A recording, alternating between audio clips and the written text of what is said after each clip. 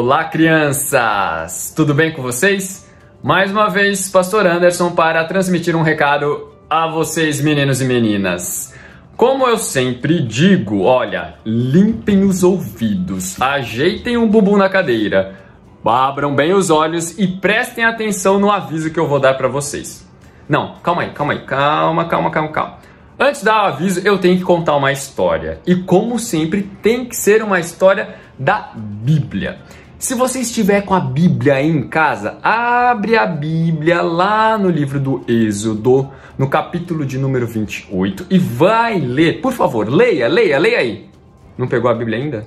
Pega, menino! Pega, menina! Pega logo essa Bíblia! Vamos pegar a Bíblia e ler Êxodo, capítulo 28 até o capítulo 29. Pegou? Tá bom, eu vou resumir a história para você agora, mas depois leia, ok? É o seguinte, nesses dois capítulos, Deus está falando com Moisés quando o povo de Israel estava ainda no deserto. E neste trecho da história do povo de Deus, Deus passa para Moisés as instruções quanto a um ofício. Ofício? O que é isso? Ofício é o exercício de uma função. E que função é essa? O que é isso? Na realidade, Deus está apresentando a Moisés como o sacerdote. Prestem atenção nessa palavra. Sacerdote. Como o sacerdote deveria se portar. Mas que é isso? O que é sacerdote? Calma, eu vou explicar para vocês. O sacerdote é um homem que deve representar o povo diante de Deus. Representar no quê? Representar levando ofertas, levando oferendas, levando aquilo que o povo não pode apresentar diante de Deus. Como assim? É isso mesmo. Todo ser humano é pecador. Todo mundo tem o coração sujinho, tem as mãos sujinhas, tem a boca sujinha e muitas outras coisas sujinhas. E essa sujeira não é porque não leu o céu, não é porque se jogou na lama, mas é porque fez o que não deve, é porque pecou, fez aquilo que é contra a lei de Deus. Por conta disso, ninguém pode comparecer diante de Deus, nem apresentar alguma coisa para ele. Mas Deus escolheu uma pessoa específica que pudesse representar todo o povo. E o nome deste é sacerdote. O primeiro sacerdote da história do povo de Deus foi Arão. E quem veio depois dele foram seus filhos. Ele teve 4 filhos que representaram também o povo diante de Deus. O sacerdote deveria usar uma roupa especial. Ele deveria também usar um perfume especial e ele tinha uma função que ninguém mais fazia. Ele passava por um ritual de purificação e santificação para poder levar todos os sacrifícios ao altar. E esses sacrifícios, que eram ofertas de animais que deveriam ser mortos, esses sacrifícios eram uma paga, ou melhor, um pagamento pelos pecados do povo de Deus. Somente assim Deus aceitaria a oferta do povo, porque havia um representante que levava a oferta pelo povo. Somente assim os pedidos do povo eram aceitos, porque havia um que representava o povo. Somente assim as orações do povo eram ouvidas, porque havia um representante. E quem é esse representante? Vocês falaram sacerdote? Se disseram, acertaram. Mas aí o tempo passou, né? Hoje a gente ainda precisa ir até Jerusalém, levar alguma oferta para Deus, e a oferta tem que ser um animal, e a gente entrega esse animal para o sacerdote para ele sacrificar, coitado, coitada ovelhinha. Não, a gente não faz mais isso. E por que é que a gente não faz mais isso? Eu vou contar para você por quê. Porque nós temos um sacerdote perfeito. Este é o sumo sacerdote. Sumo sacerdote quer dizer o maioral, o mais importante, o maior de todos. E a Bíblia fala pra gente lá na carta aos Hebreus, no capítulo 4, verso 14, o seguinte. Diz assim, Bíblia na mão, hein? Hebreus 4, 14. Tendo, pois, a Jesus, o Filho de Deus, como grande sumo sacerdote que penetrou os céus, conservemos firmes a nossa confissão. O autor desta carta está dizendo, nós temos um representante, e este representante é perfeito, porque ele não tem pecado. Os outros sacerdotes tinham pecados. Arão, seus filhos e todos os que vieram depois dele tinham pecado. Mas Jesus não tinha pecado nenhum. Era puro, santo, justo. E ele deu a oferta que agradava a Deus. Sabe que oferta? Ele deu a própria vida. Enquanto os outros sacerdotes, eles levavam um animalzinho, coitadinho, para ser sacrificado pelos nossos pecados, Jesus fez algo muito maior. Ele deu a própria vida como oferta a Deus para pagar o preço pelos nossos pecados. E agora, como Jesus, sendo o sacerdote perfeito e também a oferta perfeita para Deus, ele, como nosso representante, assim como Arão e seus filhos foram representantes do povo de Israel lá no passado, agora nós temos Jesus Cristo, o nosso sumo sacerdote, que nos representa diante de Deus. E só por causa de Jesus, o nosso sumo sacerdote, é que nossas orações são ouvidas por Deus, os nossos louvores são recebidos por Deus, os nossos pedidos são ouvidos atentamente e respondidos por Deus, e somente por causa de Jesus é que nós temos os nossos pecados perdoados. Viram como é bom ter um sumo sacerdote que se chama Jesus Cristo? Então, diante dessa longa história que eu falei que ia ser curtinha, eu quero fazer um convite para vocês, crianças. Amanhã, segunda-feira, nós faremos uma reunião muito legal, somente com as crianças, tá? Eu vou mandar um link para o seu papai e para sua mamãe. Então, amanhã, segunda-feira, às 20 horas... Que horas que eu falei? 20 horas! 8 horas da noite. Nós faremos uma reunião de oração só com as crianças. Uhul! Uhul!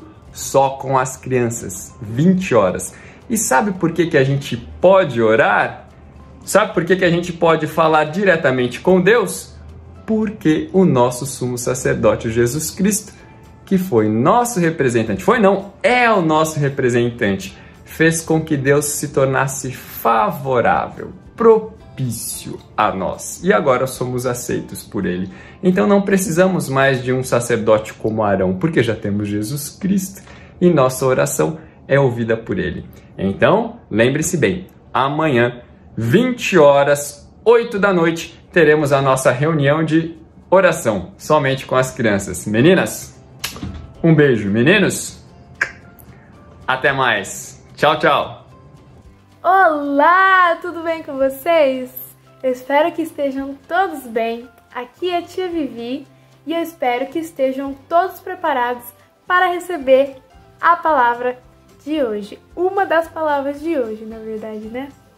Então, para começar, vamos iniciar com a palavra-chave e com o verso-chave. A palavra-chave de hoje é tentação. Isso, a palavra-chave de hoje é tentação. E o verso-chave de hoje se encontra lá em Mateus 4, no versículo 4, que diz assim: Jesus, porém, respondeu: não só de pão viverá o homem, mas de toda palavra que procede da boca de Deus. Vamos lá mais uma vez?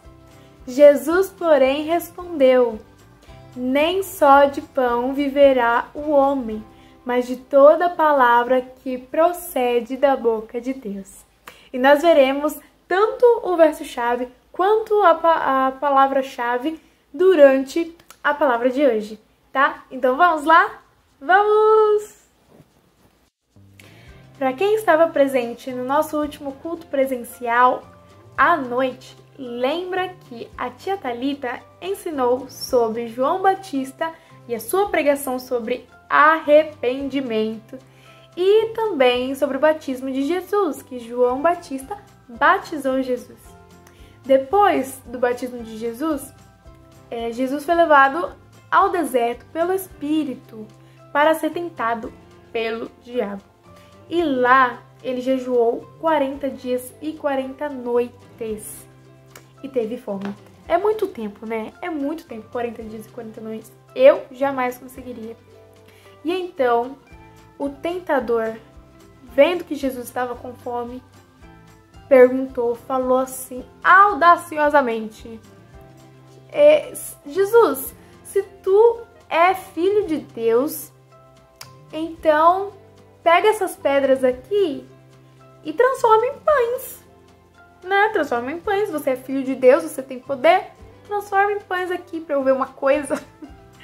E então, Jesus respondeu, olha a nossa palavra-chave aí, hein? Jesus respondeu, nem só de pão viverá o homem, mas de toda palavra que procede da boca de Deus.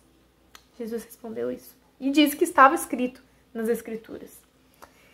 Então, o diabo, ainda assim, levou Jesus para o pináculo do templo, um lugar bem alto, e falou assim: olha só, Jesus, se tu és filho de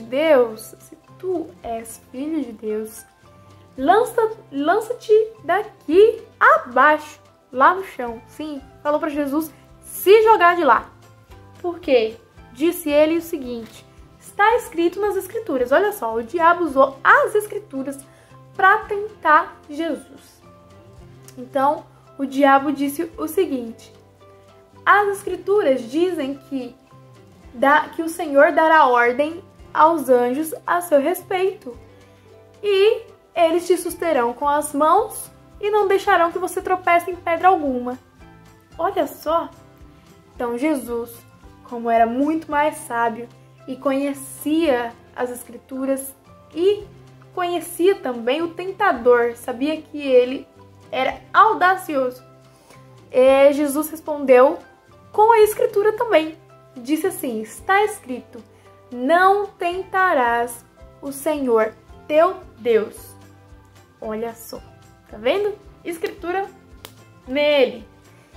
Escritura é a Bíblia, tá? Para vocês que não estão entendendo.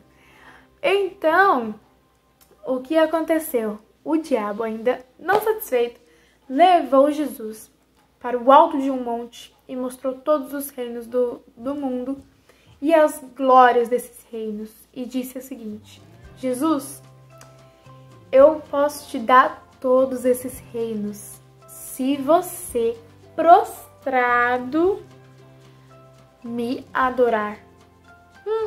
Jesus, o Filho de Deus, precisa de alguma coisa? Não precisa, não.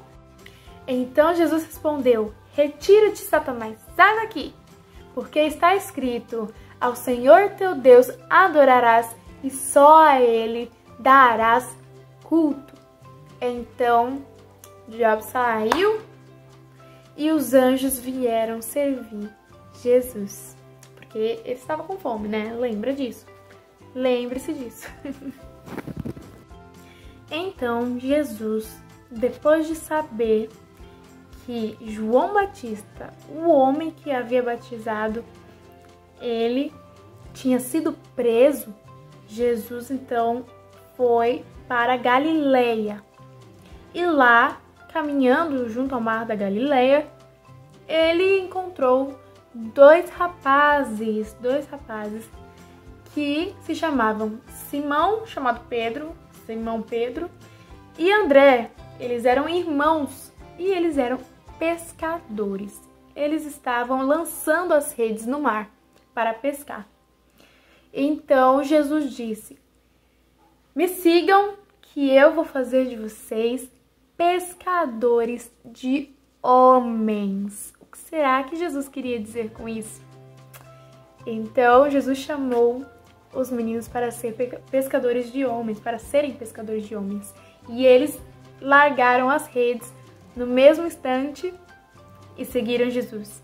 Mais à frente, Jesus encontrou 2 outros irmãos, chamados Tiago, filho de Zebedeu, e João, seu irmão. Os 2 estavam com o pai no barco, arrumando as redes de pesca. E então Jesus chamou eles também, e eles largaram as redes e também seguiram a Jesus.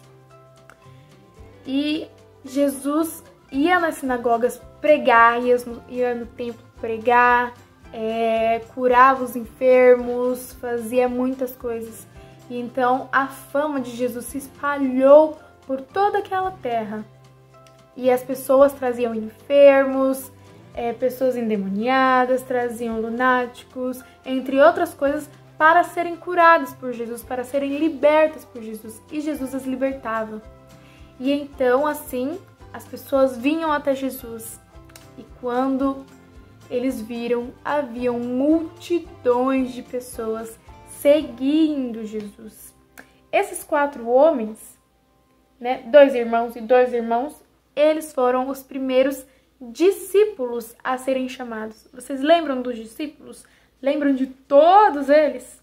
Então, os quatro a gente viu agora e a gente já sabe quem são. Simão Pedro, André, Tiago, filho de Zebedeu, e João. E ainda tem mais, Como vocês sabem, são 12 discípulos que ele, nas escrituras, ainda vai chamar. Tá bom? Então, foi essa a palavra de hoje. Eu espero que vocês tenham sido abençoados. Espero que vocês tenham aprendido e que vocês guardem no coração a mensagem de hoje, tá bom? Jesus, Filho de Deus, foi tentado, assim como nós somos tentados, mas ele não caiu em tentação, ele não pecou, tá bom? Então que a gente lembre sempre de Jesus quando as tentações vierem sobre nós, tá? Um beijo e fiquem com Deus. Tchau!